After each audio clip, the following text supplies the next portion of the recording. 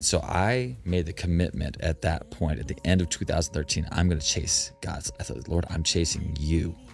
I'm going to stop chasing marriage. I'm going to stop chasing anything else. I'm chasing you. And 7 days later, I meet you. Okay. So. It's better with us two. We're better together.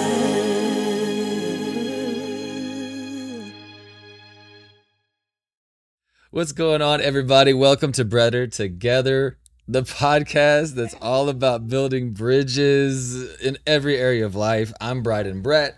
I'm Mina Brett.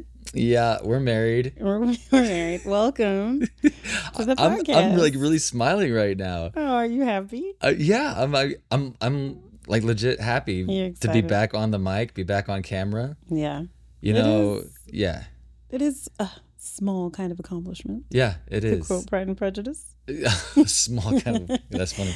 Yeah, we're excited, man, because we've been doing a YouTube channel for a while, but we haven't released anything for a long time. It's probably been like a year, right? That we haven't released anything? Probably Close so. to a year. Yeah, but we always knew as we were doing the videos that we wanted to adjust the format because more like high production vlogs and talking head videos, just it felt like work. You know, it was work. And it was a lot of work and everything. A lot of work, especially for you. Yeah. But I mean, for both of us, but it was a lot of work. And I guess we're trying this podcast format out, and I'm feeling really good about it already because I think it's just going to be more chill. Yeah. You know, and I think we need to like deep dive on things that we don't get to talk about, you know, when we're kind of like on script or whatever. So I'm excited. So today we're kind of like taking it back. Ground zero. Foundation. The beginning. The beninging. The beninging. You have to show you that video. I know. I've seen it. You've seen it? I'm trendy. Oh, I'm sorry. You're trendy. My bad. Super trendy. The beninging. The beninging, yes. The whole genesis of our relationship. Because to understand this podcast, you really have to understand our story. Right. And so we're going to understand us, you have to understand our story. 100%, right? And why bridge building even matters to us, why it's such a core part of our vision and our mission. And so today it's all about the proverbial how we met story. Yeah. So if you're like telling people who are listening right now why they should listen, what would you tell them? Like what are the hooks? What's the trailer? What's the sneak peeks, about our story that they should be looking forward to? Why should they listen all the way to the end? They should listen I don't know. They should listen all the way to the end because we're amazing. We're fun. We're hilarious. You're hilarious. I don't know about me. You're funny. You're hilarious. Yeah. And if you want to be inspired, if you want to be sure that God cares about relationships and about your relationships, he cares about what you want in a relationship, then definitely finish listening, definitely finish watching, because it's going to be an encouragement to you to hear our story, to hear how things came together, and to see how unlikely it is for us to be together and how the Lord orchestrated it. Because I think if you hear our story and you see all the different pieces and how the pieces came together, it just is a really, really big testament to how God moves and how he actually does care about who you end up with. And yeah, that's a little soapbox for me. So we could go for a while on that. Yeah, right. But I think if you keep watching, you'll be inspired in your own relationships.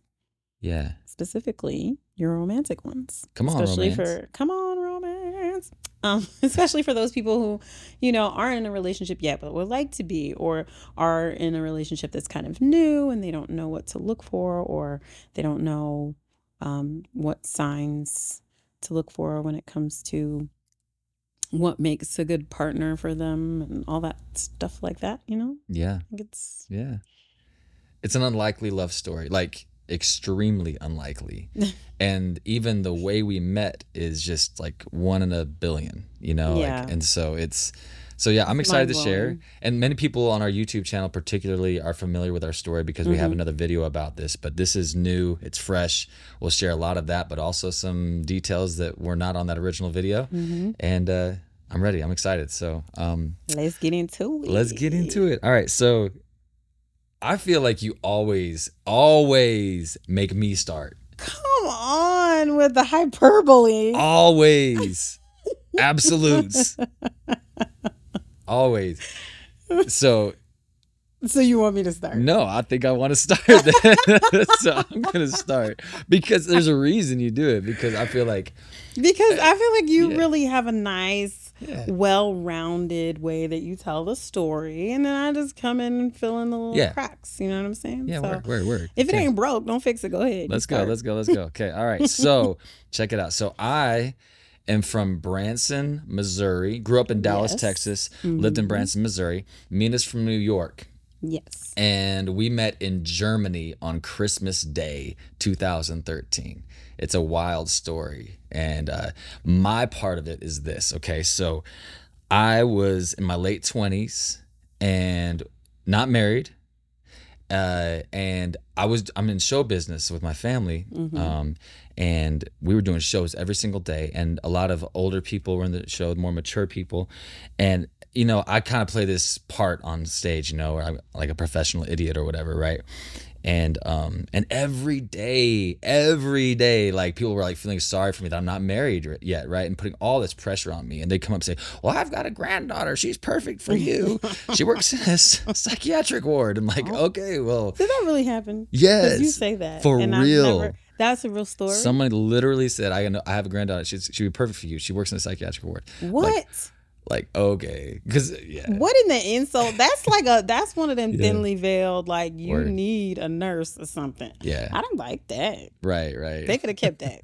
They could have. A lot of people could have kept a lot of things during that time, and so honestly, I was feeling a lot of pressure societally and church culture.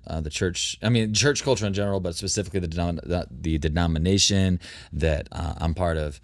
A lot of pressure there for marriage, and you know, you start feeling like, you know, you're inferior in society because of it. Church culture in general, like there's something wrong with you if you're not married. If you single, you're defective. Right, exactly. And I was beginning to feel that, and so I really, in 2013, that whole year, I started really pursuing marriage heavily, and I was dating a lot. I kind of had some. Every time you say that part of the story, What? Usually Mom and I are somewhere near each other, and we look at each other like, because I asked her one time, you say that every time you tell the story, I was dating heavily, right? So I was. So give some context. Give us an idea of what it means for Brydon Brett to be dating heavily, because I don't think it's the same thing as everybody else in the world. Okay. Yeah. All right, but because I asked her and she was like, I don't know how he defines. Well, first of all, before college and when I went on a mission for our church for a couple of years, before that, I went on 3 dates. Okay. And so after that, after that you went on 6 dates. I dated to I was very purposeful in my dating, you know, because you marry who you date, and so that in 2013 I just increase the frequency and the seriousness. Okay, so like 3 or 4 real good possibilities, right? During that time where I was really trying to find somebody to marry. That's what I mean, right? Okay. But I mean, I did intersperse dates. I have been wanting to ask you that for years now, and I've just never asked. So. I did date, you know, just to kind of like find. Yeah. But ultimately it was like, okay. And so like I even had like kind of a fling. Okay, define fling. Okay, yeah, right, yeah. Because we went to Inquiring Minds went in. Right, went to this like young single adult conference in Mississippi, and like the conference organizer, she was like the class pet kind of, in a way, like everybody loved her. Oh my and God. The class pet. The class pet. What's wrong with class pet? It's just weird. I don't really know why. Just weird. Keep going. Okay. Anyway, yeah. So class pet, she was kind of like the shining star, and it just so happened that we vibed, and so like it's a weekend, right? And like we danced, and like we There were sparks. Oh There my were goodness. sparks. Okay, so first of all, you There have were never sparks. told me any of this. Yes, I have. No. 100%. You told me about her, yes. I will cop to that. But you did not tell me that you went to a young single adult conference. Are you kidding me right now? And all this. You never told me This that. is selective. No, I Yes. would remember that because she's the only other black person that you dated. No, she's not black. She wasn't She black. wasn't so black. This is a whole nother person? Oh, snap. Okay. All right. Date I'm another not- black person. There I was a didn't. black girl that you told me about. We didn't She date. was talking on Facebook. We were or something. talking. We didn't Oh date. my goodness. Yeah. Yeah. I'm not saying names or anything like that. But No. This individual kind of had This is a whole nother ethnic situation. sounding name. Yes. So she could, maybe that's where the confusion came in. I don't know. Okay, so you was talking to this other person. Right, but then I actually had a 2-week. So these after, are two different people. Yeah. Copy. Yes. Okay. After the weekend. So you was dating heavily. After the weekend,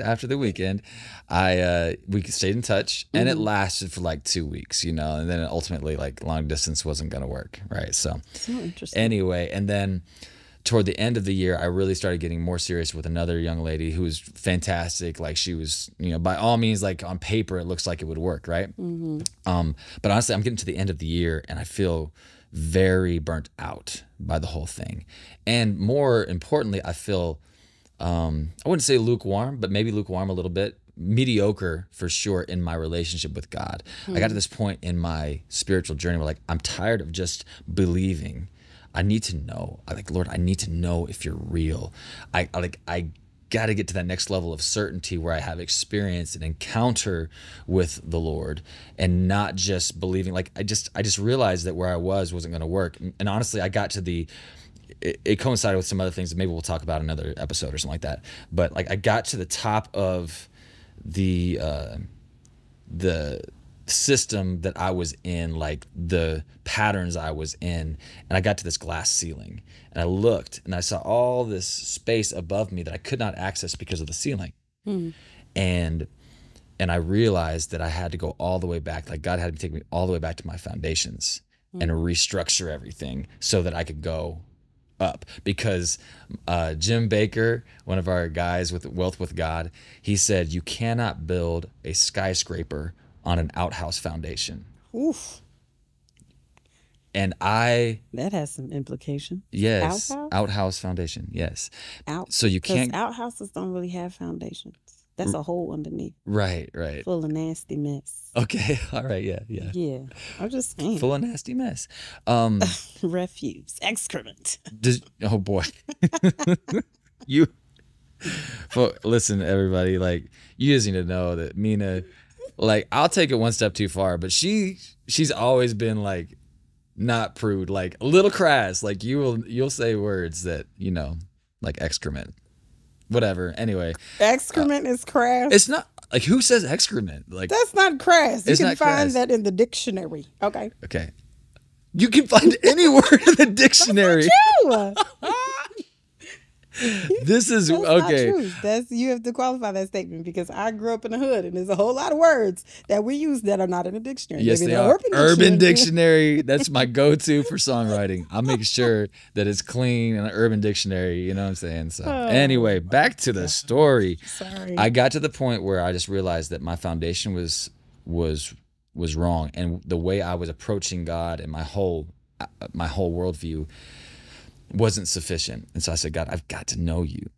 And so I was feeling that. And then I heard this pastor say something. And I love this quote. He said, a lot of you guys are out there wondering how you're going to find your wife. And he said, I'll tell you how to do it. You run toward God with all your heart, mind, and strength. Look to your side. Whoever's running next to you, she's the one. And if she's ugly, run faster. Blah, blah, blah. You need to say that in the camera. Oh, I should say it in the camera. Whatever. Yeah. Anyway. Yeah. So it was a funny thing. He meant it to be funny, but the first part really got me.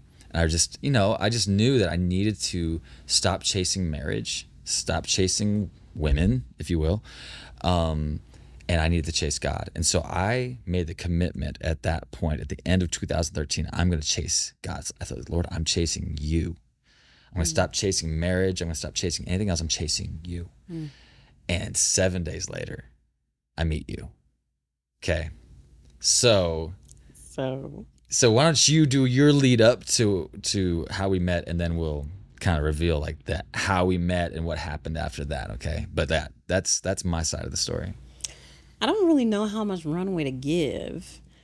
I think we should like do massive runway later on, but I think, whatever, I just gave like 2013, 2K13, you feel me? 2K13. All right. I will say I graduated from college in 2012.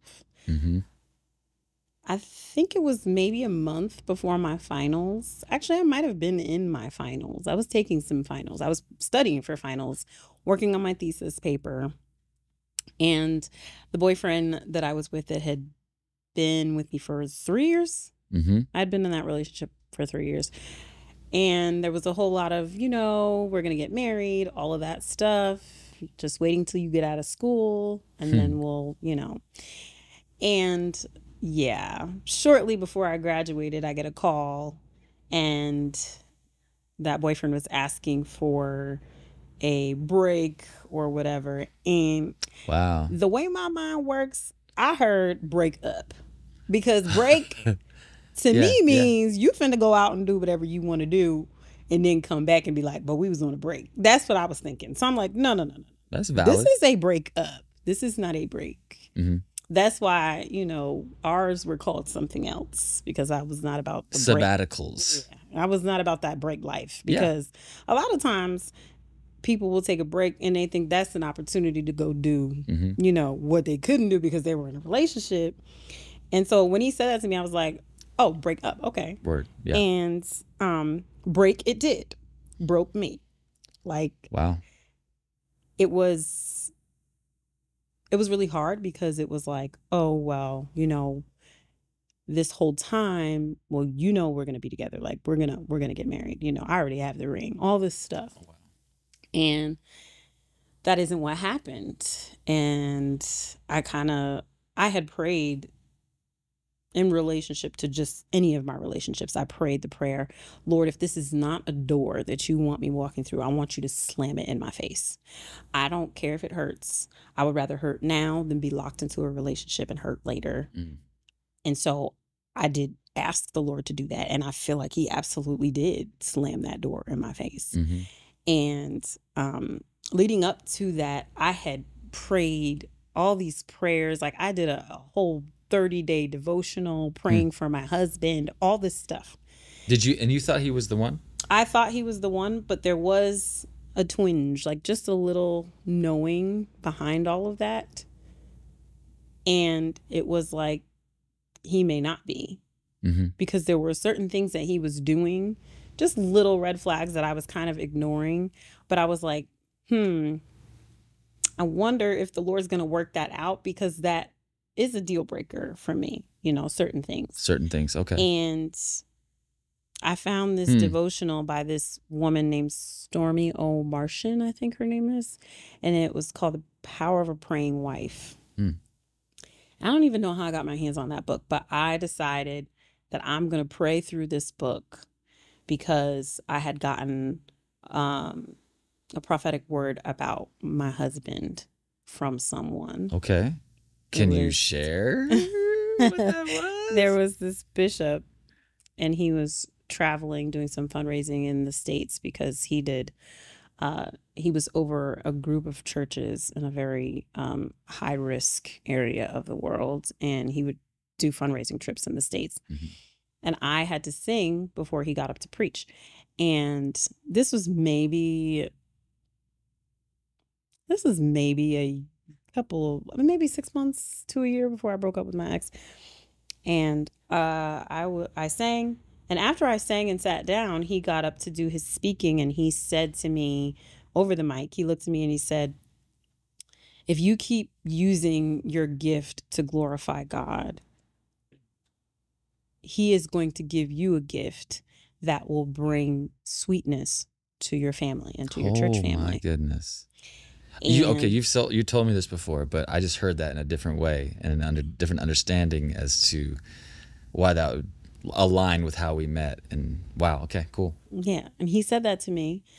And he said, if you want to know what the gift is, come see me after the service. And so I said, okay. He preached, the service was over, we did the altar call, we did all the things. And afterwards, I went to talk to him. And he told me the gift that the Lord wants to give you is your husband. And I said, okay. Wow. And my immediate thought was, Lord, if it's not my current boyfriend, then I need you to move him out of the way so that I can be with who I'm supposed to be with. And I just felt strongly that I needed to be praying for whoever my husband was. So when I got my hands on that book, The Power of a Praying Wife, I decided that as the wife, the future wife of my future husband, I was going to pray for whoever that was. If it was him, fine. If it wasn't, then those prayers were going to be for my husband, whoever he was. And so I did this whole 30-day prayer situation. Wow. Do you think some of those prayers had to do with like where I came to be spiritually, like I think so. My spiritual awakening, like everything I just mentioned about like, you know, reassessing my foundations and developing the spiritual hunger, and so that I started praying fervently for and chasing God. You think? I think so. Wow. I think some of those prayers might have You've never told me this. Yeah. You've never told me this. I did tell you You this. never told me about a 30-day prayer you. walk. Oh my gosh. I told you about this. I told you about this even in my vows. My vows say that. 30-day that you did. I've been waiting to say to you that I prayed for you. Literally, that's what that came from. It's like I prayed but you for never you. told me about a 30-day Stormy Old Martian thing. I told you about that book. I did. Okay. All right. So maybe we both have selective memory about certain things. We both have selective memory. But I went through this 30-day thing and, you know, nothing happened. As a matter of fact, more things went wrong in the relationship I was in. Yeah. And I was like, okay, well, I don't know what that was for. And I just felt like I was supposed to do it. So I did it. As a matter of fact, I would like to get my hands on that book again. Yeah. Because I would like to see specifically what the prayers were, to reverse engineer some of maybe where you were coming from and where I was coming from along the path that, you know, joined at our meeting. Yeah. But I think it's so valuable to trace breadcrumbs when it comes to God. Oh, for sure. To look for his hand, find the fingerprints, because it helps you develop patterns. And your mind is all about patterns, right? So the more thoroughly convinced your mind can be, if you look at the past, like sometimes that's the best way to assess what he might do in the future. Although that's not always true. Well, it definitely isn't. But it doesn't help you to predict what he's going to do, right?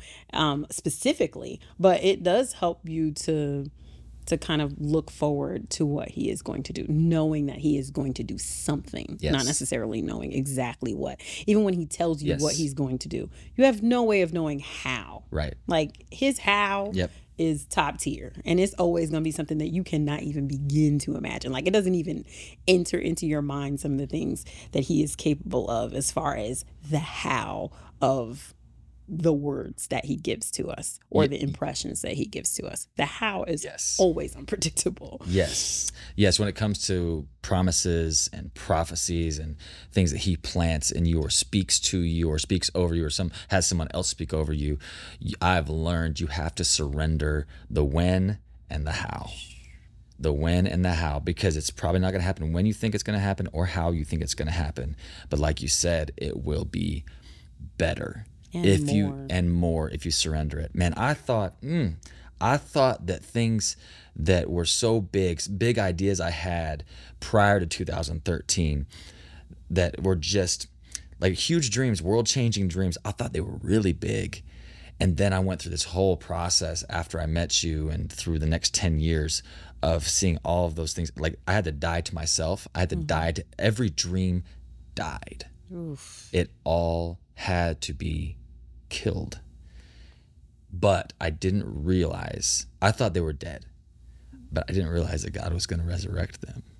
And with glory, because when he resurrects, it's with glory on it. And it's better and it's bigger than you thought. And so I'm so grateful that he has redone my foundations so that now I can become who I'm supposed to become and fulfill the vision and the mission. I don't think they died. I think they were planted. Right. They were planted just like Jesus. Right. Except the seed fall to the ground and die. Amen. Right. Like the dreams that he gives us are seeds. Yes. They're only they're only all of the potential for what that thing could be wrapped in a casing, and that casing has to be busted open and has to be broken and it has to be completely shed in order for the potential that's actually in there to blossom. Come on. And really push forward out of that dirt and out of the muck and actually shine the way it's supposed to. Yeah. I like that you say when he resurrects it, it's with glory on it. Amen. Yeah. Yeah. That's good. Okay, so sorry, that was a bit of a divergence. By the way, listening audience and viewing audience, like this is the brilliance that I get to experience all the time from the rabbi. Oh my goodness. The rabbi, Mina Brett. It's really beautiful, babe. So, okay, so you were going through this 30-day prayer journey. Yeah, that was probably 6 months before my ex broke up with me. And I kind of did it. And I think it was like the catalyst that just, you know, the straw that broke the camel's back type of situation. And, you know, it was, I think it definitely contributed to a host of factors leading up to the breakup. But yeah, that breakup broke me, you know, but I was okay with being broken for a time. I was okay with that. I asked for it. Yeah. And I was cognizant of that. I remembered that I asked for it, you know, and I was okay with the hurting for a while because I knew that the Lord wouldn't leave me in that space because I was holding on to the promise of what he said. Yes. You know, he was going to give me a gift, and that gift was going to be my husband. And then, you know, a host of other things like dreams and prophetic words and people having visions about who I was supposed to be with and all these things. In none of those visions or dreams did anybody tell me that you was finna be white. However, you know, I'm here for it. I love it. Do we like drill down on that? Because I don't want to like make this forever. We talk about it later. All right, we'll talk about it later. Because the whole white guy thing is hilarious. The whole white guy thing is interesting, but it's you know, honestly, once you know me and then know you, like it's kind of on brand that we ended up together. It's not really that far outside of, you know, the realm of possibility as far as our looks is concerned. Anyway. So that was leading up to the breakup. Broke up with him in like April, graduated in May. And then I started working in the school district where I grew up. In New York? In upstate New York in Hudson Valley. Upstate meaning anything 15 minutes north of Long Island. That is not true. Upstate is anything like 5-10 minutes north of Manhattan. Yeah. New Yorkers are funny like that. Like everything is upstate, and it'd be like, really? Ooh, sorry. Yeah. So we say everything's upstate if it's north of Manhattan. Yeah. But it is like an hour and a half north. Anyway, yeah. I started working in that school district. I had gone to school partially for music therapy, and I knew if I was going to go back to school to get my master's in music therapy that I needed to have a population that I wanted to work with and like really focus on. And I knew that I wanted to focus on young people, but I didn't know if I wanted to work with like little kids or like, you know, teenagers. By like a few months in, I realized that I don't really like working with kids, like the little ones. And then I said, okay, well, let me focus on, you know, junior high, high school. So I started working with the junior high kids, and I was like, I really don't like these kids because them children don't know who they are. And so one day you walk in the classroom and, you know, this child is the clown, you know, and the next they're, you know, perfectly fine and they want to do their work. And then the next they're the one that's giving you lip and you got to kick them out. They're still discovering and figuring out who they are. That's annoying. When you get to high school level, them kids already know who they are. They know if they're going to be the one that's smart with you. They know if they're going to be the one that, you know, asks to go to the bathroom 5 times because they don't really want to be in class in the first place. They know if they're going to be the one on the phone. They know who they are already. That helps me to figure out, you know, to get in where I fit in. Okay. If you that type of child, this is the type of teacher I need to be. You know what I'm saying? Right. And so I was like, all right, kind of drilling down on what I wanted to do. And I had what I thought I wanted to do. And then I had a friend of my parents, friend of the family, kind of moved in the music circles in upstate New York, so we knew her. So she was a bass player. With all your musical background, at this point, you're thinking school is going to be your career path. Well, no, I was thinking that I was going to probably end up being a music therapist. Music therapist, okay. At some point. Okay. I was developing the idea of working with kids who were troubled, maybe troubled teens, maybe working music therapy in some kind of correctional facility or something like that for youth. I wanted to really affect them on that level and do a project where we could basically, everybody in the program could write a song and then we would produce it out and like create an album that they could, you know, send to their family and stuff like that, or just create music that would help them like have an outlet for the many traumas and the things that were behind the behaviors that they were exhibiting. Yeah. And I was really excited about that. And I was like, oh, I'm going to do that, you know. And so I had a friend of the family. Shout out to Yvonne. Evie. She was really great. And she called me. She's like, hey, do you have any interest in performing in a choir overseas? And I was like, yeah. She had already asked me if I wanted to do that previously, if I had any interest. And I was like, yeah. And I kind of entertained the idea, but I was still with my ex, and he was like, well, I don't know. I wouldn't really want you to go out of the country without me anyway. So, you know, just wait. And then, you know, once we're married, we can do stuff like that together. And I was like, okay. Was that a red flag for you? Yeah. Okay, good. I mean, after the fact, it was definitely red. There was all types of red flags. Yeah. And of course, you know, I was kind of like dismissing them or whatever, but they were still all in the back of my mind. So once we broke up, red flags came to the forefront. Right. And any guy that I even entertained going on a date afterwards, after that, it didn't really last that long because it was like, red flag, red flag. I was seeing them everywhere, and I was not dismissing them like I was in the previous relationship. So there were a couple of guys that I dated after the fact. They weren't permanent relationships, but they didn't get to be permanent because I wasn't with the red flags. I was like, yeah, no, we're not doing that, you know? So anyway, Yvonne asked me if I wanted to do that. And I was like, yeah, absolutely. Especially since I had like kind of brushed it off before. This time I was not about to do that. So I hurried up and got my passport. It was the summer when she called me. I hurried up and got my passport. My passport came so quick. And I was like, oh, this must be the Lord, because my passport came in. It's supposed to take like 2 weeks. It came in like a week, maybe less than that.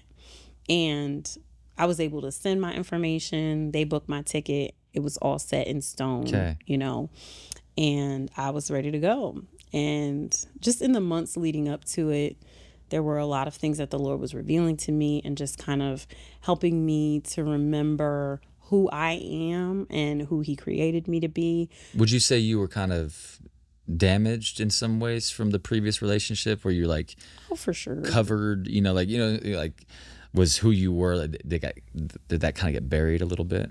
Yeah, there was some planting going on. There was some sugar honey iced tea. There was some dirt thrown. There was some fertilizer. I was definitely planted.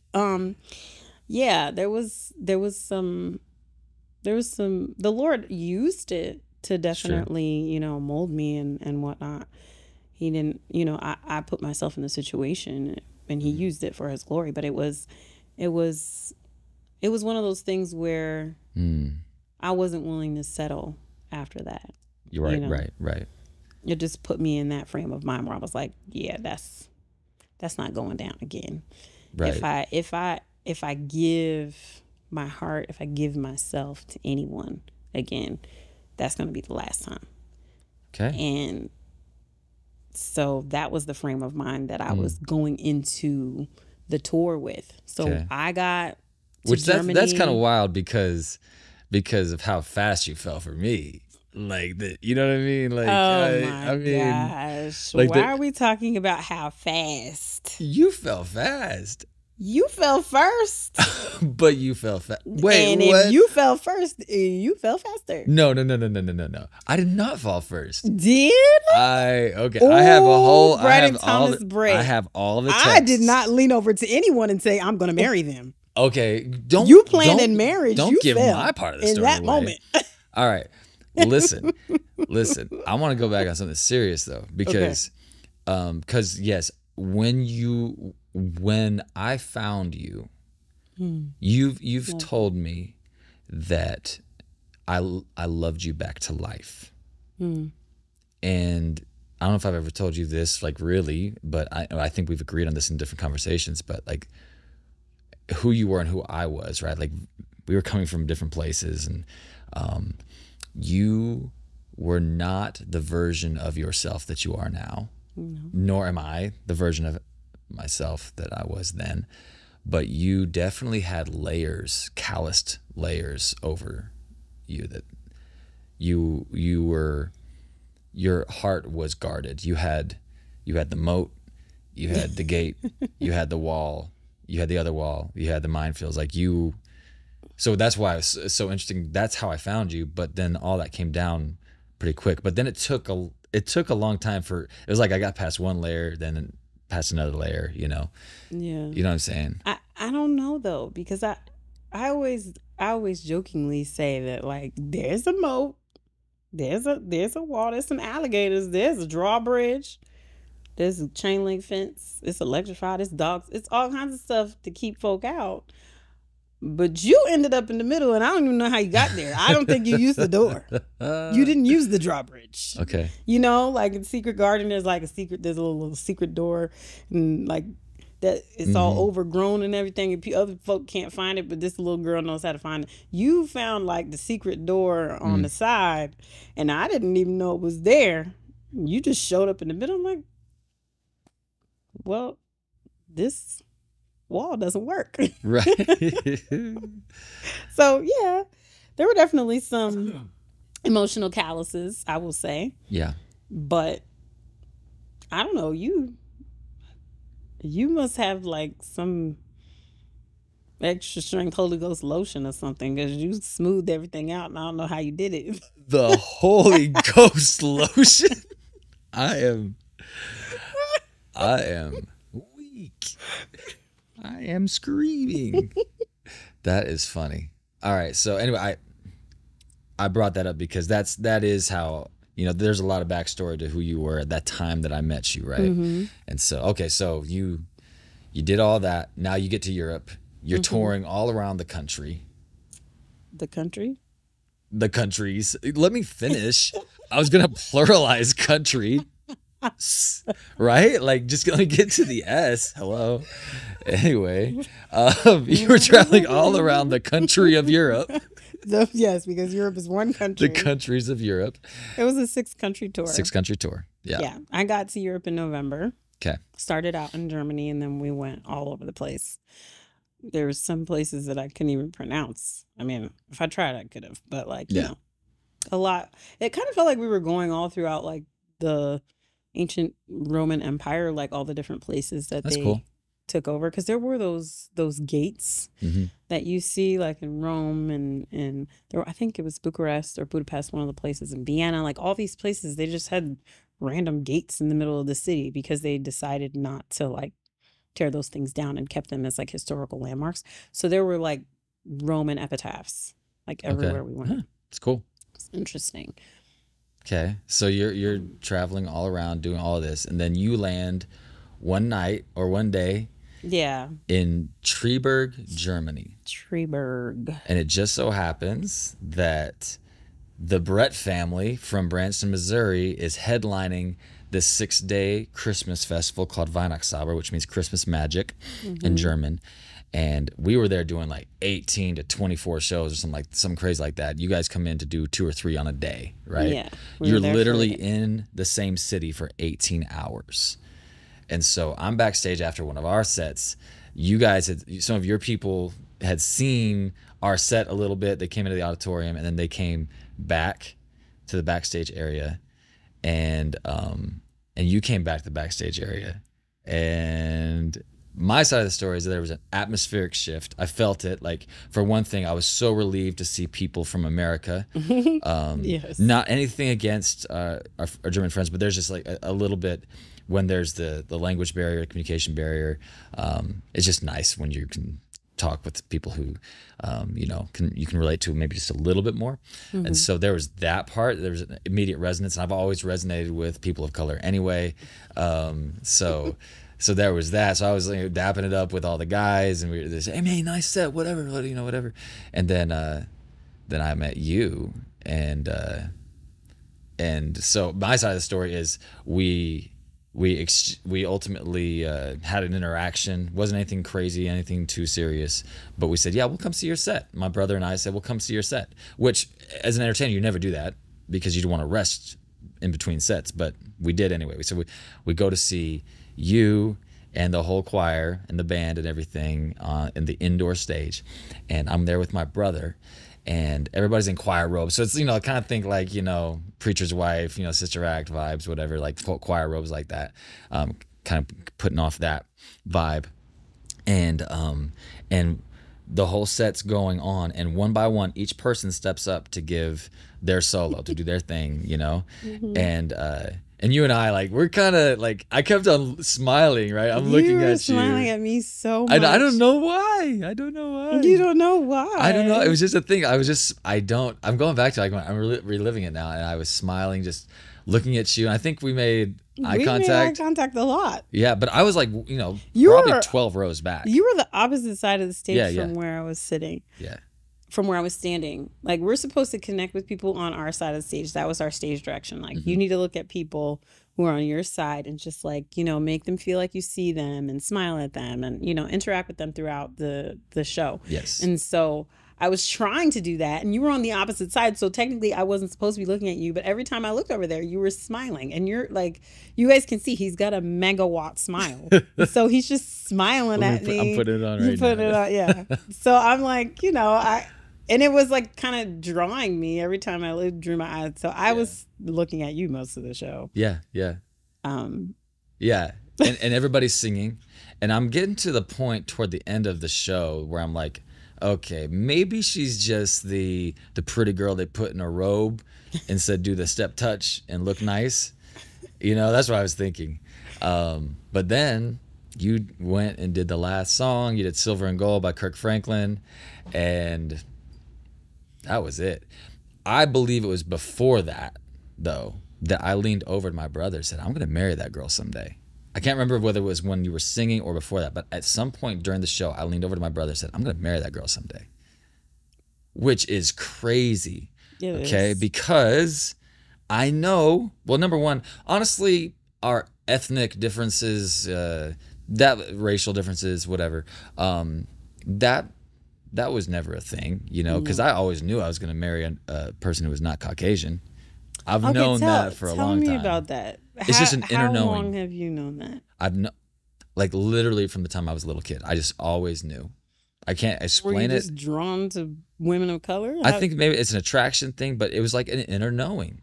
I always knew it, which is wild because all I dated was white girls, for the most part. I mean, you had to work with what you had. You know what I'm saying? Right. It's not like you had a lot of people of color available to you. Yeah. The Lord had to bring you all the way to Germany. Yeah.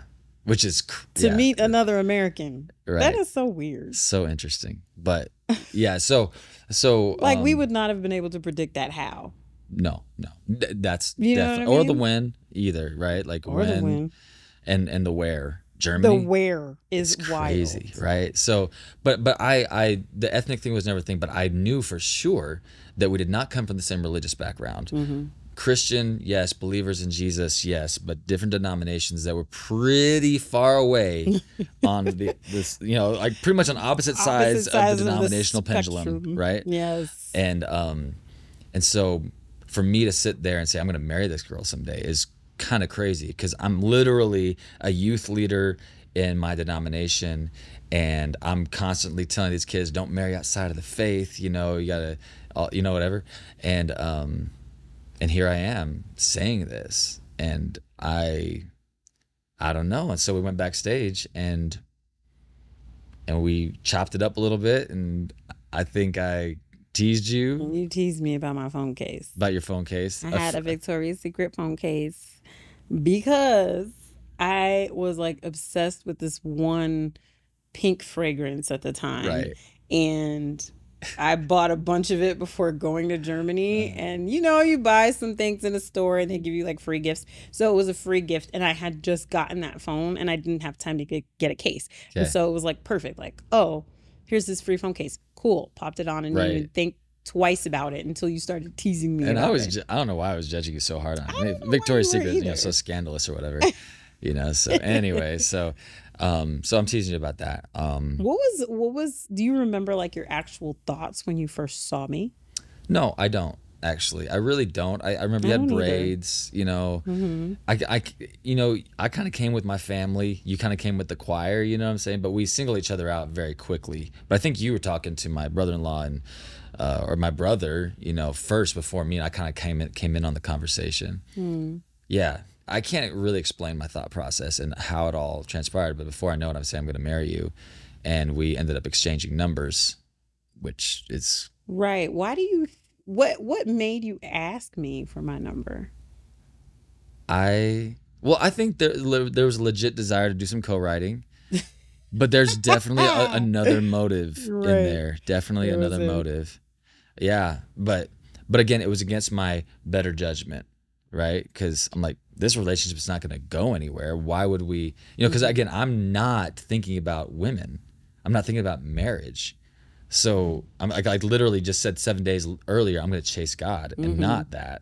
Right? So, and then you leaned over to your brother and said, I'm going to marry her. Yes. So I can't explain it other you than fell first. Chemistry. It was, I did not fall first.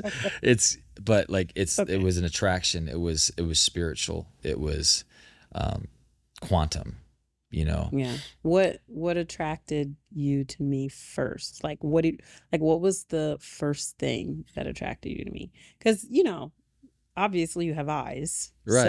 And that's the thing with men. Men are more visual, yeah. Apparently. I don't know. I'm pretty visual, so yeah. I don't know. But like, what was the first thing that attracted you to me? I mean, was it just like you said, the atmospheric shift? What was it? It was the whole package. It was the whole package, because honestly, you're not what I envisioned marrying, right? Like you weren't my type, right? I always thought maybe it'd be like, right. So talk about your type. Talk about what your ideal woman was before I came along. Was your ideal woman? In my mind, I'm thinking, you know, probably like Islander. Maybe, you know, because there's a lot of those in your denomination, right? If you're looking for a woman of color in your denomination, it's probably going to be an Islander. Yeah.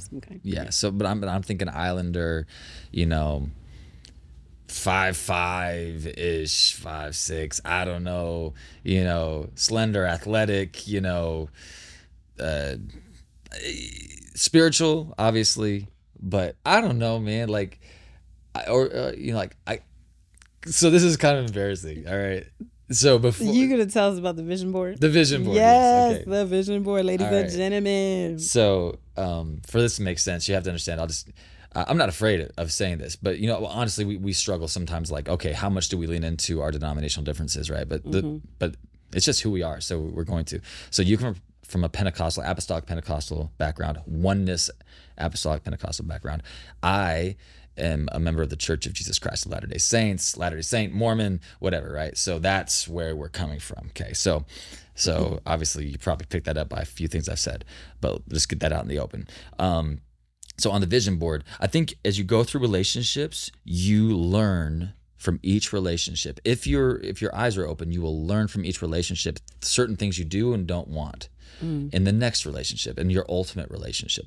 And so if you're learning, that's always a good thing. And so I went through different relationships, but ultimately there were red flags or things that I just couldn't finally align with or resonate with that forced me out of the relationship. But I learned great things from each of them, right? And so ultimately I got to the point, like the end of 2012, beginning of 2013, where I'm like, you know what? I think I know what I want. And that's why I started pursuing it. But then in the pursuit of it, I couldn't find it. So I started pursuing God, and that's when I found it. But on my vision board for 2013, I had a sister missionary's body and then Alicia Keys on the top. Wait. So I you had a missionary's body. Yeah. With Alicia Keys' head? Alicia Keys, yeah, on top, yeah. Okay. So, yeah. What do you mean on top? Like her head? Just Her head, yes. Okay. Yeah, yes, yeah. But anyway, I just realized I symbolized there are a few things. Shout out to the vision board. We love vision boards over here. Right. But I realized I needed someone who was super strong spiritually, and that's what that represented for me. Okay. But then I also needed the artist and a woman of color, right? And Alicia Keys was, whatever, mixed race, whatever you want to say, whatever. Right? So you that was her to be light skinned. I'm not gonna say that, but you can say that. I'm not gonna say that. So anyway, so what I had in mind based on all my previous experience, it wasn't necessarily who you were. So it's like, it wasn't like, oh, boom, she's the one just on an outward appearance. You know what I'm saying? But there was something pulling me into it, pulling me toward it. And I, you can't explain it other than that to the Holy Spirit. So that's my part of it. Like, what was your first impression of me? I fit your type? I want to ask. Well, yeah, I want to ask what you think. What do you think attracted me to you at first? My irresistible charm. my magnetism, of course. Your magnetism is hilarious. Right. But you're not entirely wrong. I would say I will tell you, I feel like I surprise women of color. I always have, because you have an expectation when you see someone who looks like me that I'm not going to be the way I am. But I grew up in basketball culture, hip hop culture, and musically, like, that's so, like, you and I always joke, like, I know more about hip hop than you do, right? And so I think there's part of that, like, you're like, oh, he knows how to walk, like, he knows how to kind of, like, how to walk. You know what I'm saying? Does that make sense? Yeah. I think the first thing I was drawn to was your voice, like your speaking voice. I heard you first before I saw you, and I thought, oh, he sounds like he would be handsome. But then when I got around the corner, you weren't there, and so it was just like, I'm glad you didn't say. I'm glad you said. But then when I got around the corner, you weren't handsome. That's not what I know. When I got around the corner, you weren't there anymore. So I was just like, oh, okay. Well, I kept on about my business. But there is something about you that is very magnetizing. Like, it's very drawing. And them looks don't hurt either. But, well, thank you. It was more than that, just like you said, there was that magnetic pull. Yeah. So my first impression of you was like, you just really funny. Like, you really made me laugh and made me feel at ease very early. And there was a little audacity to the way you approached me that I was not used to or expecting from a white guy. I knew how to walk. Right? I was like, sir, don't be teasing me. You don't know me like that. You know what I mean? Like, leave my phone case alone. But it was also like, okay, Mr. White Man, you could talk to me if you want. And it's funny because leading up to the tour, there were just little things not leading up to the tour, leading up to our meeting.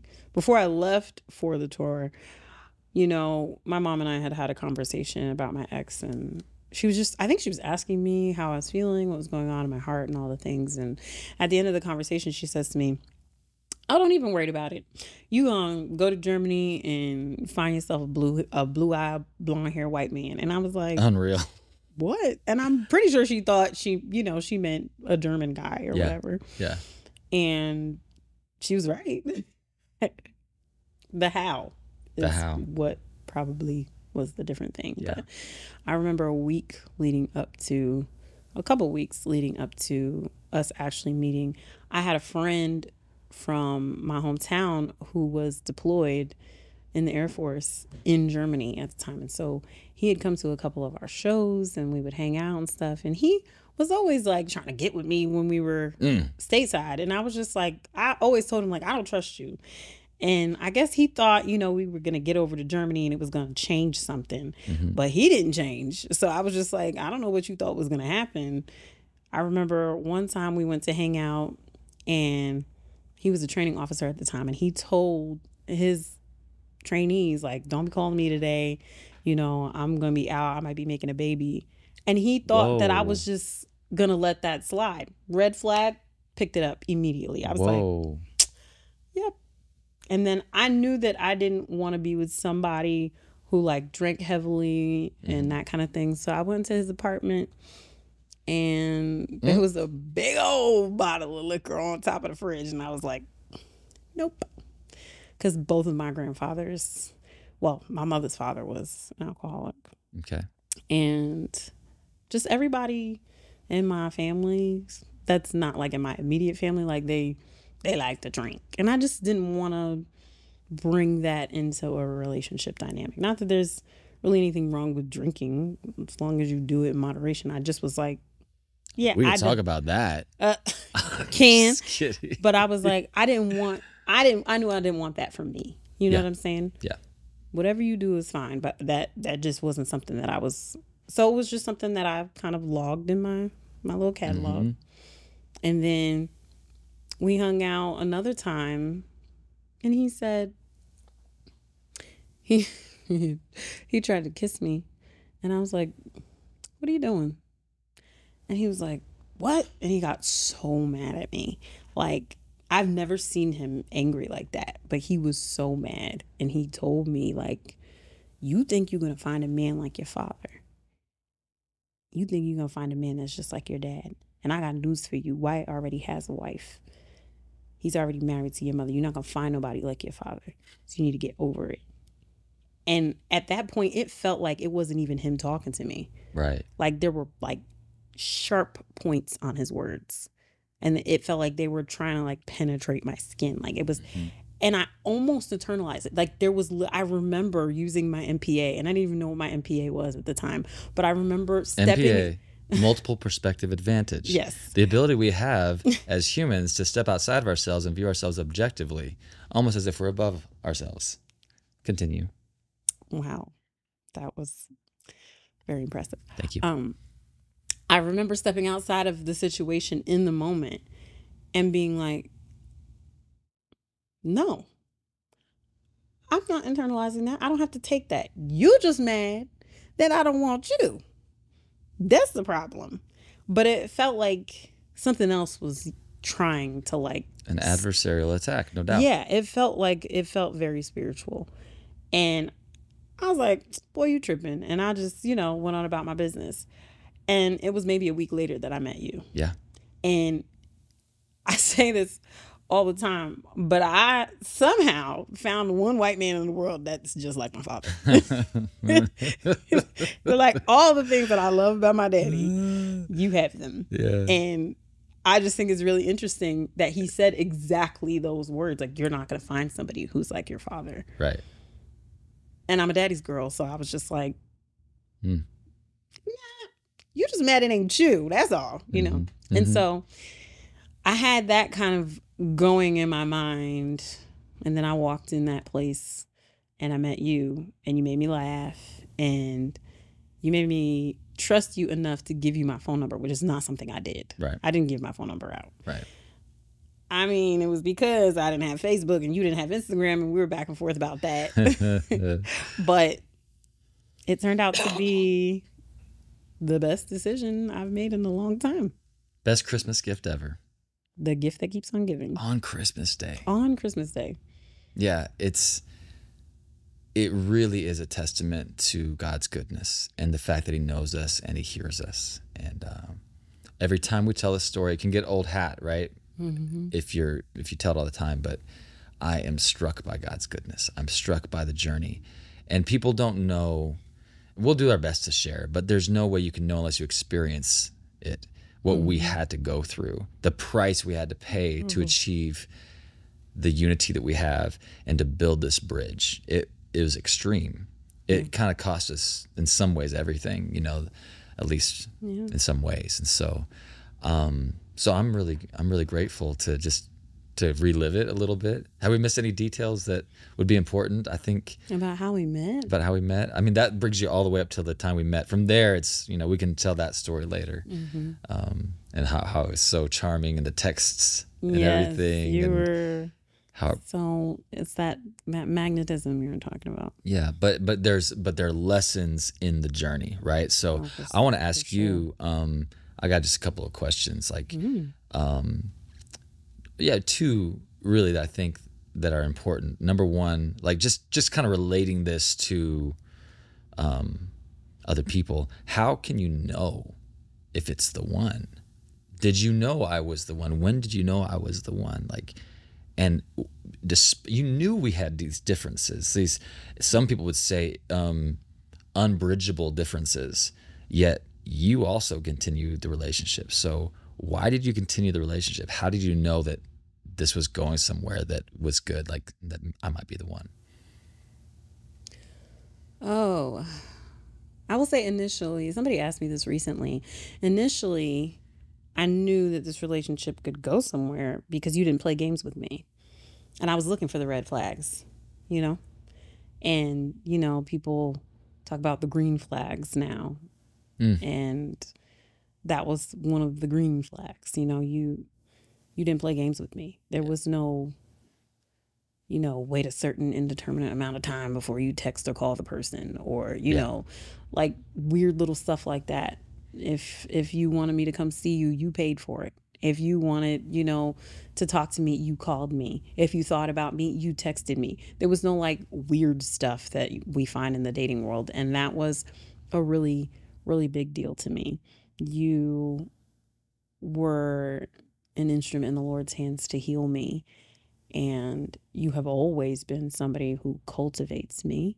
And I know that the role of the husbandman is about cultivating the wife. If we're looking at the metaphor of a garden, then the wife is the fertile soil, and the garden that needs to be tended, and the husband is the husbandman, the one who tends the garden, who does the pruning and the watering of the plants and the fertilizing, and making sure that the atmosphere of the garden is conducive to the growth of the garden, making sure that the temperature is just right, making sure that it was Adam's job to keep the garden. That meant that he was supposed to patrol it and make sure that nothing that was not supposed to be there could get in.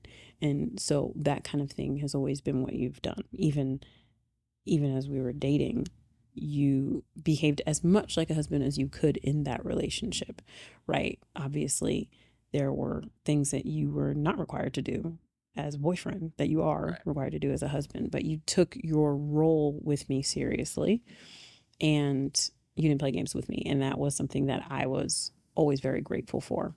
Yeah. And I think that was initially how I knew that we could go somewhere with this relationship, that the relationship could progress. Another thing that helped me identify you as the guy was your heart for God. You are like David in that way. You're a man after God's heart.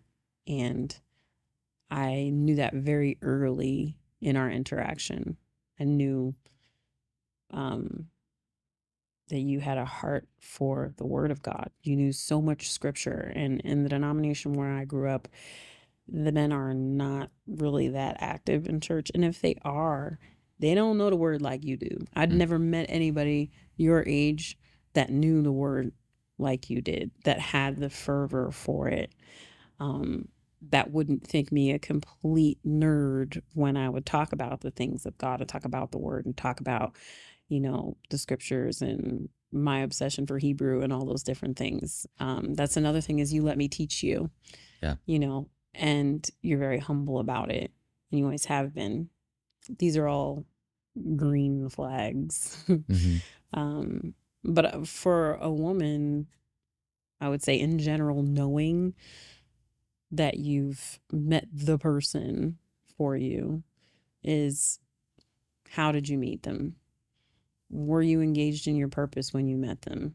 Because a lot of times that's where you find the person that you're supposed to be with, or the person that God has ordained for you. I think while the idea of soulmates is kind of a slippery slope. I was going to ask you about soulmates. You do, you were. Yeah, while it's kind of a slippery slope, but I do think that it's possible to engage in different levels of the will of God. Amen. So the way that the Lord explained it to me is that you can look at the levels of the will of God like a target. Yes. And the levels of the will of God, the outer rings are like the acceptable and the perfect. And then, I mean, the good and the acceptable. And then that bullseye is the perfect will of God. And if you are engaged in your purpose and doing what you are supposed to be doing, a lot of times you run into the perfect will of God for your life without you having to do much. If you're obedient to what he told you to do, he'll lead the destiny helpers that are supposed to be in your life to you without you having to go out looking for them. It's not really the job of a wife to do the finding anyway. It's our job to be the found and to make ourselves findable. And the way we make ourselves findable is by hiding ourselves as far into God as we possibly can. And I think, so there's the scripture, Romans 12. I beseech you, therefore, brethren, by the mercies of God, that you present your bodies a living sacrifice, holy and acceptable unto God, which is your reasonable service. And be not conformed to this world, but be ye transformed by the renewing of your mind, that ye may prove what is that good and acceptable and perfect will of God. I think those are the levels of the will of God. Sorry. The levels of the will of God are the good, the acceptable, and the perfect. If you look at that like the bullseye, you've got the good and the acceptable on the outside, and then the perfect is that bullseye in the middle. And so if you aim for the perfect will, then a lot of times the things that are meant to find you, the people that are meant to find you doing what you are called to do. Yes. A lot of times we can't even as wives be found because we aren't engaged in the purpose that we have been given. Wow. And I've talked to so many women who are like, well, how did you find your husband? Well, I didn't. He found me. And he didn't really find me. No. He was doing what he was supposed to be doing when he was supposed to be doing it. He looked to his side and I was there because I was doing what I was supposed to be doing, where and when I was supposed to be doing it. And our paths intersected. And you weren't ugly. And I wasn't ugly. And neither were you. But yeah, I think that's the way to know that you've met the person who is for you, is what were you doing when you met them? Wow. Did you meet him in the club? I'm not saying that that's not something that happens. I'm sure it happens. Sure. You know what I mean? Like, yeah. The Lord is absolutely capable of that. But most often, the people who we're supposed to be with, we meet them doing what we were supposed to be doing. Interesting. It's good. Were you engaged in your purpose when you met the person? It's likely that that's what's going to help you find or be found. Yeah. Another way you know is, especially for the guys, did she make you want to sacrifice right to get her? If she hid herself in the Lord, were you willing to go through what it took to get to her? Were you willing to die? Because if husbands are supposed to love their wives like Christ loved the church and gave himself for her, you're supposed to do that. Yes. Whoever is for you is going to cause you to die. Yes. She's going to cause you to pick up your cross and do what you got to do. That's how you know. If she's not requiring you to go deeper into your relationship with the Lord, to first find the Lord, find yourself, then find her, she ain't it. Amen. Because the woman for you, the wombed man for you, the person with the womb that matches your seed, will be the perfect environment for you to plant yourself in, for you to become and blossom into who you're supposed to be, so that you can cultivate her in turn. Shoot. So That's one of those several ways that you can know, as a woman and as a man, who is for you and who is not. Wow. That was That's worth the entire podcast, all of that. So I will say this, and we'll kind of move toward the wrap up here. But I will say, my wife, I'm gonna look at the camera on this one. Okay. My wife prayed a prayer that whoever married her would have to, my wife prayed a prayer that the Lord would keep you so hidden in him that whoever married you would have to go through him to get to you. It's a Maya Angelou quote. And you prayed that prayer. And I never cursed that prayer. You said you did. I didn't really curse that prayer, but I'm actually grateful you prayed that prayer, because that's exactly what I had to do. Is I had to go through him to get to you. Then I had to find myself in him, or him in me. And then I was able to have you, but everything had to die, including our relationship, multiple times. It was Abrahamic, the sacrifice. And so I'm just grateful for the Lord, man. So good. So, okay. So for our listening audience, viewing audience, what's the biggest takeaway you would give to our audience right now based on our story and our relationship? And I'll do mine and then we'll wrap up. Oh, man. The biggest takeaway. Do the thing that you are afraid to do, because it will lead to gifts that you cannot imagine. Live the purpose that you have been given. If you don't know what your purpose is, set out on the quest to find out what it is. That's how you will find the who, the what, the where that is ordained for your life. Do the thing that you're scared of, because it will lead to the best version of yourself that you've ever met, and the best people you've ever met.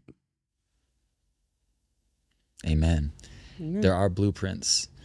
We can talk about soulmates another time, and whether or not there's only one in the universe for you, that's very debatable, but there are blueprints, and blueprints must align. But in order for blueprints to align, you must know what yours is. And we learned that two wholes make a whole, not two halves.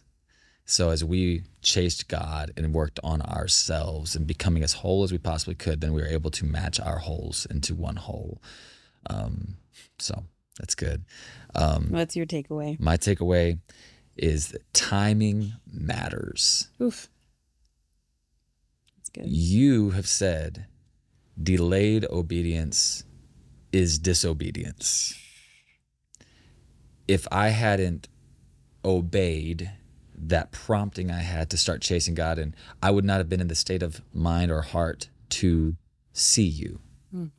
If I hadn't done multiple obedience points along the way, I would not have been in the position, and I might have been in the place, but I might not have been in the heart place to see you.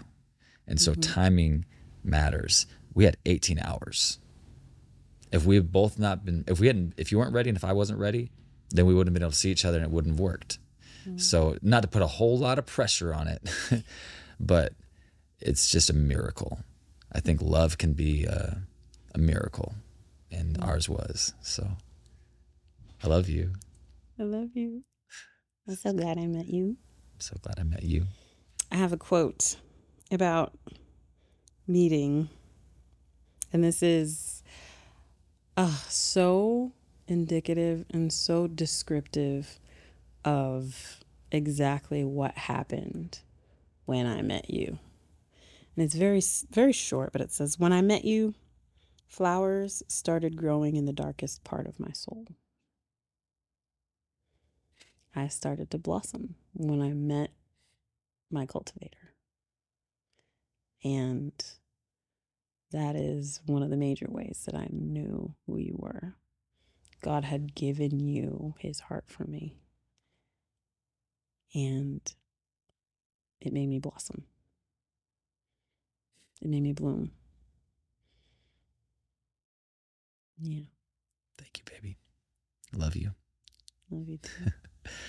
Well, that does it for episode 1 of the Bretter Together podcast. Can't wait for the next episode. It's going to be a lot of fun. We'd encourage everybody to rate, review, subscribe, share, please, save, comment, like, follow, all the things, please. All the things. We really want to help build bridges, and not just between people, but help us to grow into the bridges that we are meant to be. Mm-hmm. And so this podcast is going to be all about that, and we feel like it's our ministry and what we're supposed to do. So we're super grateful. I want to shout out Tommy Moore. We appreciate Tommy so much. Podcast by Tommy Moore. Come on, man. We're so grateful. We love you, bro. He's our producer on this podcast, and it's an honor to be able to work with him. And he believes our vision and believes the light that we're supposed to put in the world, and we're grateful for him. So, all right, I think we're done, right? Yeah. Oh, listen, before we go, we want to leave you with a smile on your face. And so we have a special message just for you. Take it away, babe. Oh, my gosh. Okay. Babe, someone ripped the 5th month out of my calendar out. Oh. I'm dismayed. All right, that does it, folks. Thank you so much. We'll see you in the next episode of Better Together. Love y'all. Bye. Bye.